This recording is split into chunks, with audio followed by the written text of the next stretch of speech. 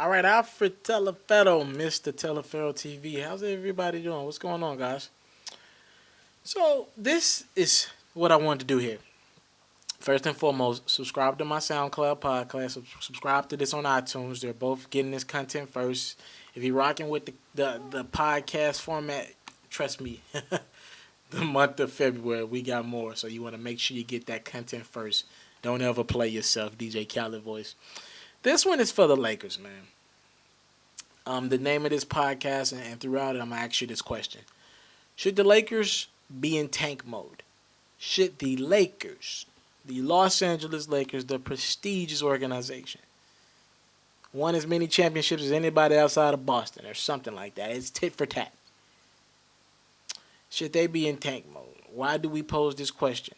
Well, after starting the season off, I'm pretty decent. Not gonna lie to you guys. The Lakers got off to a nice start to start this season. I mean, they are absolutely horrendous. Y'all hear how I said that? I had the R. Horrendous right now.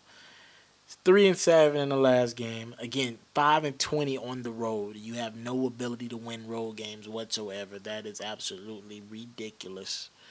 And this team is terrible. And like I said in my last podcast, this team sometimes the bench looks better than the starters. 100% fact they have the worst starting rotation in basketball. That's because it consists of D'Angelo Russell, who's young, and I want to give him at least 2 more years to figure this thing out. I still think the guy has a great feel for the game. He just has to figure out the nuances. And D'Angelo Russell has to listen. Too many times after the Lakers make a big play or even he makes a big play, he's not giving his teammates a high five, giving them that encouragement, that positive reinforcement. He's tooting his own horn. He's going down court dancing like they're some sort of playoff team. You're not. You're the worst record in the Western Conference. Only Brooklyn has a worse record than you guys in the NBA.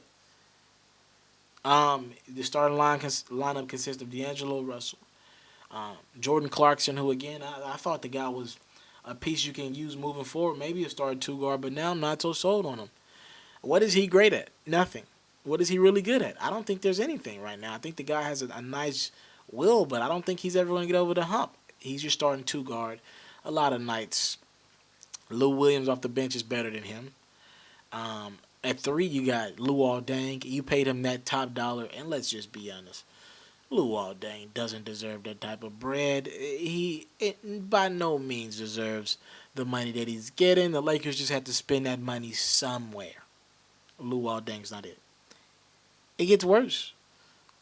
Julius Randle, a guy that I believed in, he can't make a layup to save his life. I've never seen a guy in the NBA miss as many layups as Julius Randle does around the rim. I don't know what to do with the guy. Is he a project? I mean, how much longer do you give him? Like, is he somebody that the Lakers are willing to move at the deadline for maybe another pick? I don't know how can you even tell if it's working out or not working out because there's so many young players on this team. So you talk about Julius Randle, and you paid Timothy Mozgov $16 million a year. You gave out money to Timothy Mozgov and Luol Deng. You couldn't do better than that. You couldn't find anything, and I mean anything better to spend your money on than those 2 guys. There was nothing else willing to come to LA. I believe that says a lot about this organization. They believe. Remember a couple years ago when LaMarcus Aldridge was a free agent, he thought you guys pitch was comical. He was never thinking about going to LA. Kevin Durant was never thinking about going to LA. And stars in the upcoming years, they're not thinking about going to LA if it's the Lakers. Maybe the Clippers, not the damn Lakers. So the starting lineup sometimes looks worse than the bench. If you talk about a team that's inconsistent everywhere, there's a lot of immaturity on this team. Larry Nance has to grow up. I already said D'Angelo Russell has to grow up, and that's the only thing that I see visibly. I'm pretty sure it gets worse than that throughout this team. Just a lot of growth needs to be done on this team, but that's like a lot of teams. I look at what the Lakers did and Philly did as 2 different things. I used to bash Philly guys. I used to bash the Philadelphia 76ers bad, but I mean, it's not my fault that they kept drafting guys that got injured, but look at Philly now. I mean, they're looking pretty good. They're looking like they're poised to make a playoff spot. They're 17 and 27 right now. They're only about 4.5 games out of the final spot in the playoffs. So, I mean, and to give the Lakers credit, they're only 5 and they're only 4.5 games out of a playoff spot themselves. But we see this thing going backwards. They're definitely not making the playoffs. And they don't need to think about making the playoffs. Here's the Lakers situation. Philadelphia owns their pick. They're paying for trades that they made in the past. Philadelphia owns their pick. And the reality of the situation is, if the Lakers finish outside of a top 3 record, if the pick is top 3 protected, just like last year, the Sixers would get the pick. So what does that mean? The Lakers need a top 3 worst record, and they need to finish in that top 3 in the lottery. And then they can keep their pick and maybe draft Alonzo Ball, or you go after some of these guys that's going to be available. It seems like there's some decent, borderline, very good talent out there in the draft. So that you need somebody like Alonzo Ball who's going to be young, but he's going to be mature. The Lakers need really good assets, but who are mature for their time and don't want to lose. You think Alonzo Ball finna come in there and accept all these losses? That young bull don't even like taking losses in college right now.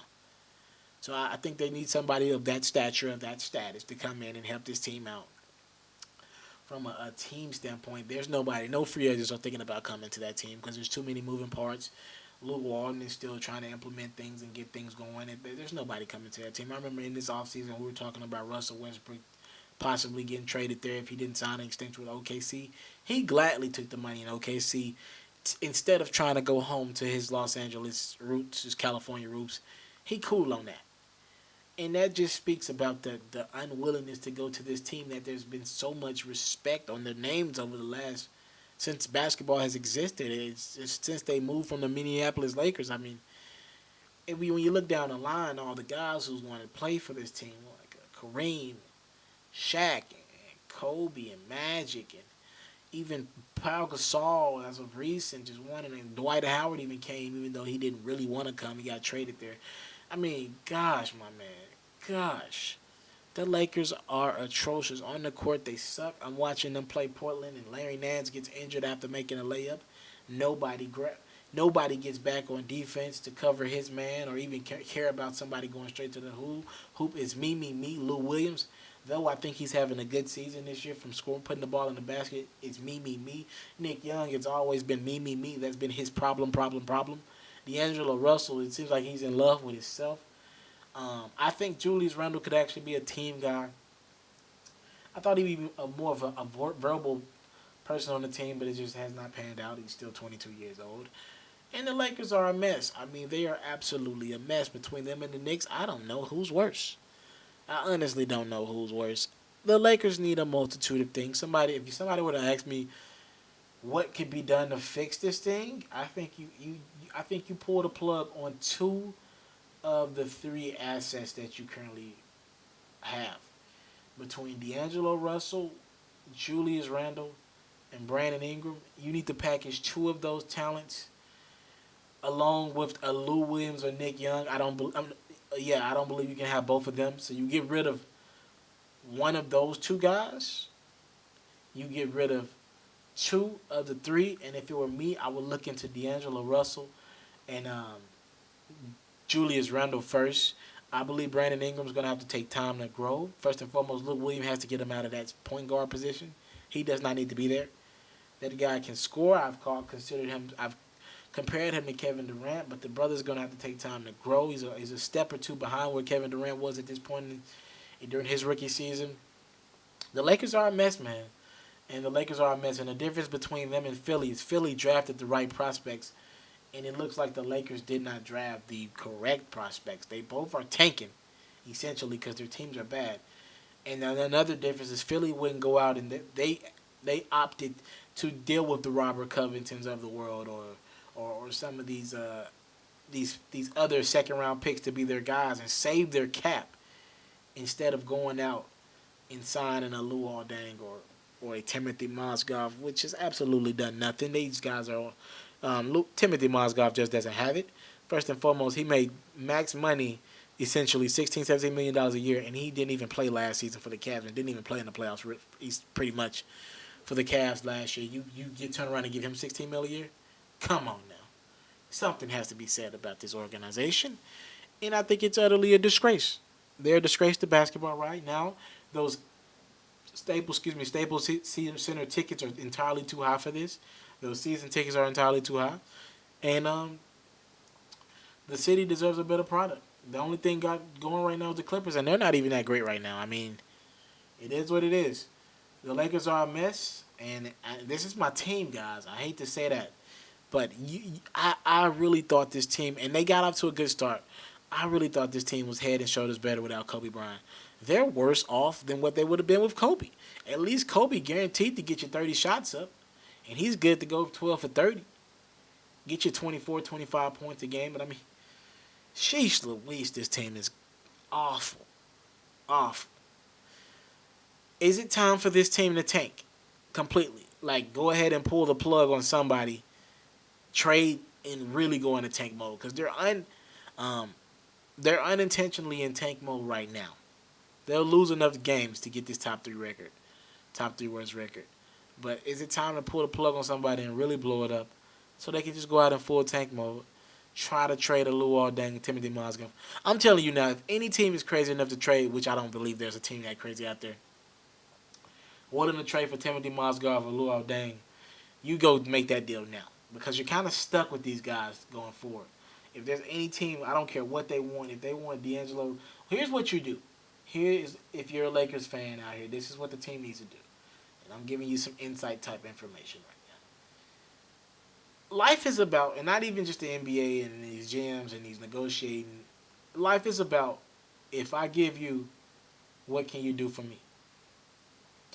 So, yes, a D'Angelo Russell or Julius Randle and dare I say a Brandon Ingram have talent. And yes, teams are going to want these guys. They're nice young assets. All three of the guys have game. That's why we're talking about them so much. But are they the guys for the future? Are they superstars to build around? Not so sure yet. Brandon Ingram, again, like I said earlier, somebody that I'm going to give time, at least 2 more years. Here's what you do if you're the Lakers. You go get rid of one of these guys or 2 of these guys, and you ship them. But the only way you ship them out, and maybe you don't get as many weapons, maybe you get picks back, and marginal players at best, you go get rid of either Timothy Mozgov's contract with it or Luol Deng's with it, contract with it in the offseason. That's what you do. Leave the trade deadline deals alone. You need for teams to have more money. You try to get rid of Luol Deng and Timothy Mozgov because that is a mistake that is going to hinder this team in their growth going forward. No free agent in their right mind is going to sign to this team with that looming. All right? Chris Paul's a free agent. Blake Griffin's a free agent coming up. That list goes on of guys who are going to be on the market, and nobody's going to consider LA with the contracts they have locked in. You go try to get. You might have to get rid of one of your talents, but that's the price you pay for not listening. Jim Buss is actually absolutely horrendous. It's time for Jenny Buss to take over his responsibilities, go or get somebody else, and he sucks. He absolutely sucks. He's ruining the Buss family. He sucks. He sucks. Absolutely sucks. Mitch Kupchak has ran his course, and I actually like Mitch Kupchak, the guy that pulled off the Kwame Brown for Pau Gasol trade, the guy that's pulled off so many blockbuster moves in the past. I don't know if he's run his course and if he understands his NBA right now, what it takes to beat a team like a Golden State or drafting. I think the guy can pull off a big trade, but right now the Lakers ain't that city. It ain't popping. Players are willing to stay in their lower markets instead of go to big cities like Los Angeles. So I don't know if Mitch Kupchak even resides in this area. He's always been able to make these moves because players have always wanted to come to L.A. That's not the thing anymore. These guys can endorse and market themselves in their small market teams. They can do whatever these big markets can do now with social media. They don't need these Los Angeles of the world to market themselves, get movie deals, market their shoes. They don't need it. It might be a little better, but they don't need it. And teams are willing to stay loyal to these organizations like a Damian Lillard, like a Russell Westbrook. They're willing to stay loyal to these organizations and stay loyal to coaches instead of going and moving on and going to a team like the Lakers. So you have to find a way to get rid of a couple of these guys and maybe get rid of a couple of those contracts as well. And I don't know if Mitch Kupchak understands that concept so well as he did finding ways to get a big player in. Now, when the Lakers were Lakers, even with Dwight Howard, oh, come on. When Kobe was around, I say that as if he's been going for 30 years now. For the most part, Kobe speaks for himself. A player is willing to go to LA Mitch Kupchak can pull a deal off, but he can pull something out of his ass. I got to give the guy credit. I'm from Memphis and I'm a Lakers fan.